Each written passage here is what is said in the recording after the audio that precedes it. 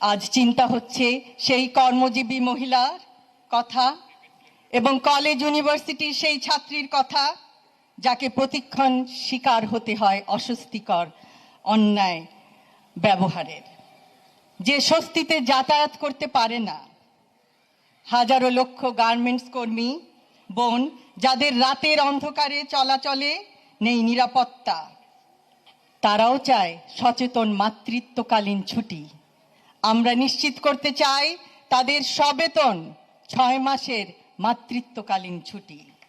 আমরা নিশ্চিত করতে চাই নিরাপত্তা এবং তাদের সুরক্ষা, নিরাপদ আবাসন ও যাতায়াত ব্যবস্থা, কর্মস্থলে ডে কেয়ার সেন্টার।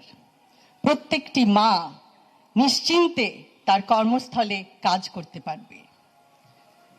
আজ মনে পড়ে সেই বয়োবৃদ্ধ নারীর কথা যাকে শেকলে করে বেঁধে দিয়েছিল একটি গেটের, বৃদ্ধাশ্রমের একটি গেটের সঙ্গে তার পরিবারের লোকজন।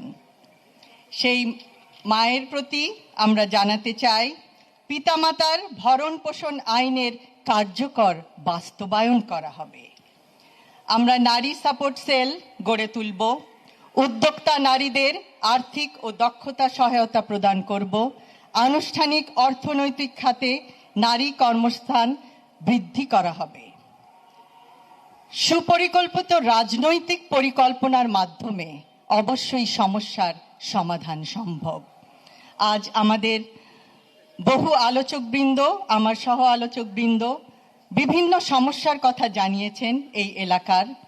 আমরা শুনেছি, আমরা সবাই জানি, এবং পরিবেশ সম্পর্কে, পরিবহন খাতে ট্রাফিক জ্যাম সম্পর্কে আরও বিভিন্ন সমস্যার সুনির্দিষ্ট সমাধান সুপরিকল্পিতভাবে উপস্থাপন করা হয়েছে আমাদের ইশতেহারে। আমরা পরিশেষে এই আয়োজক কমিটির প্রত্যেকটি সদস্যকে জানাই আন্তরিক ধন্যবাদ। তাদের অক্লান্ত পরিশ্রমের ফলে আজকে এই অনুষ্ঠানটি এত সুন্দরভাবে আয়োজিত হয়েছে।